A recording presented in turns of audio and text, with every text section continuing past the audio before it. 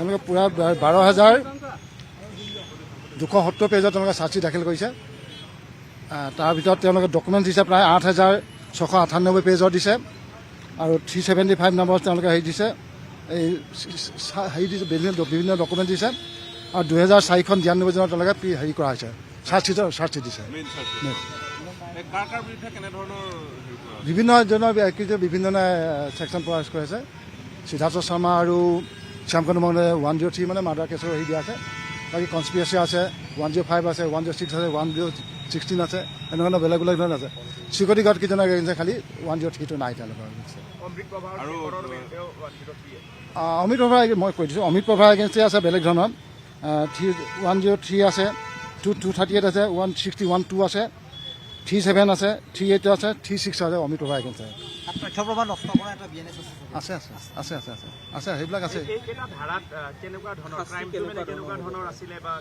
Crime কনস্পিৰেচি আছে, 105 আছে, not এমাউণ্টিং two murder যেনেকৈ সেইটো আছে, কালপেবল হোমিচাইড, তেনেকুৱা এইবিলাক ছেকশ্যন দিয়া হৈছে বস্তুটো।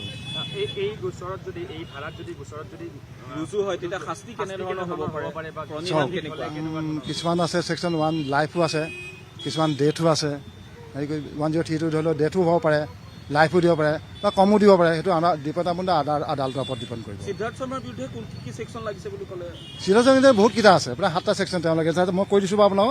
তেওঁলোকে যে 3/6 আছে, 37 আছে, 38 আছে, 61B আছে, এনেকৈ আছে বহুত কেইটা আছে, 103 আৰু 361 আছে। আপোনাক ধৰাবোৰ কৈছোঁ যে কনস্পিৰেচি আছে মেইনলি, তেওঁৰ যিটো আগৰ পৰা যিটো তেওঁৰ হেৰি আছে, কি বুলি তেওঁৰ যিটো মনোভাৱ আগৰ পৰা তেওঁৰ এটা মটিভেশ্যন আছিলে, যিটো কাৰণে তেওঁ হয়তো কাৰোবাক হত্যা কৰাৰ এটা পৰিকল্পনা আছিলে আগৰ পৰা মটিভেশ্যন কৰি পিনি এই তেনেকুৱা সিদ্ধাৰ্থ এগেইনষ্টে আছে আৰু শ্যামকানুৰ এগেইনষ্টে আছে। শ্যামকানুৰ সিদ্ধাৰ্থৰ ওপৰতে আছে। সন্দীপনৰ 103 নাই, সন্দীপনৰ ওপৰত হেৰি আছে, 105 আছে। তাৰ এই কনস্পিৰেচি আছে, কনস্পিৰেচিৰ পৰা হেৰি আছে, এটেম্প টু মাৰ্ডাৰ ধৰি লওক, যিটো নট এমাউণ্টেড টু মাৰ্ডাৰ সেইটো আছে। শেখৰজ্যোতি শেখৰৰ এগেইনষ্টে কেইবাটাও কেছ আছে। শেখৰ আছে ধৰি লওক, শেখৰজ্যোতি মহন্তৰ 36 আছে, 37 আছে, 38 আছে, 61(2) আছে, 103 আছে, 308 আছে, 318 আছে। এইকেইটা ক্ৰাইম ইন ডিটেইলছ আপোনাক ক'ব নোৱাৰে। তেওঁলোকে যিটো চাৰ্জশ্বিট দিছে, তেওঁলোকে যিখিনি দিছে আগৰ পৰা তেওঁলোকে এটা প্ৰি প্লেন থকা বুলি ভাবে, যে তেওঁ বহুত দিনৰ আগৰ পৰা কিবা এটা কৰি আছে, তাৰ কাৰণে কনস্পিৰেচি আছে। তেওঁ কেনেকৈ জুবিনক কেনেকৈ তেওঁলোকে এটা গভীৰ হেৰিয়াত পেলাই পিনি তেওঁক মানে শেষ কৰি পোৱা যায়, তেওঁলোকে এটা কনস্পিৰেচি আগৰ পৰা এটা প্লেনিং আছিলে বুলি তেওঁলোকে ভাবি লৈছে। মটিভটো কি? মটিভ তেওঁলোকে নিজৰ পাৰ্চনেল বেনিফিট হ'ব পাৰে আৰু কি হ'ব পাৰে, সেইটো পিছত ট্ৰায়েলত ওলাই পাব বস্তুটো। মটিভটো কি সেইটো স্পষ্টকৈ কোৱা নাই, ভাল মানে এবছৰ, 1.5 বছৰ, 2 বছৰ আগৰ পৰা হ'ব পাৰে বুলি তেওঁলোকে কৈছে বস্তুটো চাৰ্জশ্বিটত। এয়া 3-4জনৰ, সিদ্ধাৰ্থ, শ্যামকানু মহন্ত আৰু এজন আছে সন্দীপ গোস্বামী, শেখৰ, তেওঁলোকৰ মেইনলি তেওঁলোক 3জনৰ ওপৰত আগৰ পৰা কৰি আছে বুলি ভাবিছে। অমিত প্ৰভা চাওক, আমি চাৰ্জশ্বিটখন চাইছোঁ কিন্তু ডিটেইল চাব পৰা নাই। প্ৰায় 12,000 পেজৰ চাৰ্জশ্বিট এখন চোৱাটো ইমান সহজ নহয় সহজে। আৰু সকলোৱে 395জন উইটনেছ ওলাইছে, তেওঁলোকে সকলোৱে ষ্টেটমেণ্ট ল'বলৈ আমাৰ এইমতে সম্ভৱ নহয় একেদিনাখনে। 11টা ভলিউমত তেওঁলোকে চাৰ্জশ্বিট দাখিল কৰিছে, 11 ভলিউম, তাৰে 2টা ভলিউম তেওঁলোকৰ চাৰ্জশ্বিটেই দিছে, বাকী 9টা বিভিন্ন ডকুমেণ্টছ চিজ কৰিছে, পেন ড্ৰাইভ চিজ কৰিছে। আৰু এনেকুৱা ধৰণে এটা ইমান কালাৰফুল তেওঁলোকে এটা স্ক্ৰীণ দেন প্ৰডিউচ যিটো কজ প্লেচ অফ অকাৰেঞ্চৰ ইমান সুন্দৰকৈ তেওঁলোকে হেৰি কৰিছে নহয়। তাই কেইবাই হেৰি ক'ত দিয়া হৈছে, যিটো টিপিলে বস্তু গোটেই বস্তুৰ পিকচাৰ ওলাই পৰিব। সেইবিলাক খুলি চাব পৰা নাই।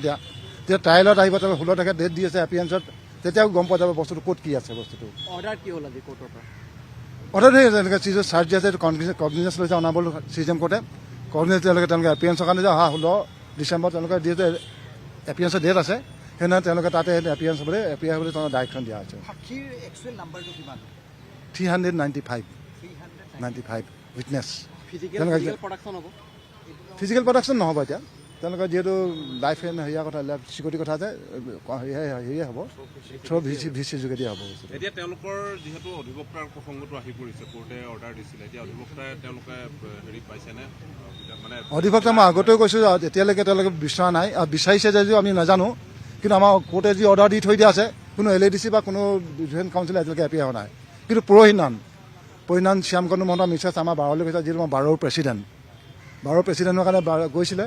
আমি ক'লো যে এতিয়ালৈকে আমি সিদ্ধান্ত গ্ৰহণ কৰিব নোৱাৰোঁ যে আমি কোনো এডভোকেটক আমি কোনোবাই যদি পাৰ্চনেলি কিবা কৰে ক'ব নোৱাৰোঁ, কিন্তু এছ'চিয়েশ্যন আমি কেতিয়াও আমি এডভোকেট নিয়োগ কৰিবৰ কাৰণে আমি ক'ব নোৱাৰোঁ বস্তুটো। আমি তেনেকুৱা আমি সিদ্ধান্ত লোৱা নাই। পৰহিদিনা তেওঁ আহিছে, মিছেছ আহিছে, আমি এতিয়ালৈকে সিদ্ধান্ত লোৱা নাই। আমি কি কৰোঁ সেইটো পিছত চিন্তা কৰিম বস্তুটো। মই এতিয়া ওপৰৰ পৰা চাই যিটো দেখালোঁ SIT বৰ সুন্দৰকৈ তেওঁলোকে ইনভেষ্টিগেশ্যন কৰিছে। মই বহুতবিলাক কেছ দেখা পাইছোঁ, আগৰ SIT বেলেগ কেছো আছে বা CID বহুত কেছ আছে, DIO বহুত কেছ আছে, কিন্তু এইখন তেওঁ যিখন চাৰ্জশ্বিট দাখিল কৰিছে সুন্দৰভাৱে তেওঁলোকে দাখিল কৰিছে। ইয়াত খুটি কোনো দেখা পাইছে, কোনো ধৰণৰ খুটি নাই, তেওঁলোকে ৰখা নাই, কোনো এটা খুটি নকৰাকৈ তেওঁলোকে চাৰ্জশ্বিট দাখিল কৰিছে। মই প্ৰচিকিউশ্যনৰ কাৰণে সুন্দৰ হ'ব এইটো এষ্টাব্লিছ কৰিবৰ কাৰণে ভৱিষ্যতে। সেই বস্তুটো চাৰ্জশ্বিটতো উল্লেখ তেনেকৈ আমি পিছত ট্ৰায়েলত ওলাব। ছিংগাপুৰলৈ নোযোৱাকৈ 3জন মানুহ গৈছিলে, DIG আমি ADGP গৈছিলে আৰু 2জন ডাঙৰ অফিচাৰ গৈছিলে। সেইবিলাক বস্তু ইয়াত চাৰ্জশ্বিটতে সোমাইছে, সেইবিলাক আমি চাব লাগিব। এতিয়া আমি 12টা ভলিউম 12,000 পেজৰ চোৱালৈ উইদিন হাফ এন আৱাৰ সম্ভৱ নহয়। ফাৰ্ষ্টকে এতিয়ালৈকে গভৰ্ণমেণ্টে ৰিকুৱেষ্ট কৰিছিলে, আমি নাজানো, এতিয়ালৈকে আমি পোৱা নাই। গভৰ্ণমেণ্টে ৰিকুৱেষ্ট কৰিব লাগিব অনাৰেবল কোৰ্টক যে তেওঁলোকে ফাৰ্ষ্ট টেকত আদালত দিছে, তেতিয়াহ'লে অনাৰেবল হাইকোৰ্টে ডাইৰেকশ্যন দিব যে ফাৰ্ষ্ট টেক আদালত কাক কেনেকৈ গঠন কৰে, অনাৰেবল কোৰ্টে ডাইৰেকশ্যন দিব, হাইকোৰ্টে ডাইৰেকশ্যন দিব, সেইমতে হ'ব কাম। যদি ফাৰ্ষ্ট টেক বিচাৰে তেওঁলোকে অপোন ৰাখিছে আপুনি যদিহে তেওঁলোকে মেটেৰিয়েলছ পায় অপোন ৰাখিছে, যদি পায় তেওঁলোকে কৈছে যদি চাৰ্জশ্বিট দাখিল কৰিছে তেওঁলোকে ইনভেষ্টিগেশ্যনৰ এটা পাৰ্ট অপোন ৰাখিছে। কাৰণ কি অপোন এইকাৰণে ৰাখিছে তেওঁলোকে ভৱিষ্যতে আৰু কিবা এটা মেটেৰিয়েলছ আহিব পাৰে, সেই মেটেৰিয়েলবোৰ আহিবৰ কাৰণে তেওঁলোকে অপোন ৰাখি পিনি যদি থাকে তেওঁলোকে পাৰ্ট চাৰ্জশ্বিট তেওঁলোকে দিব পাৰে। যিহেতু প্ৰভিজনে CRPC বা BNN আছে, সেইমতে তেওঁলোকে দিব ৰাইটটো থাকিব। এইটো প্ৰভিজন আছে, প্ৰভিজন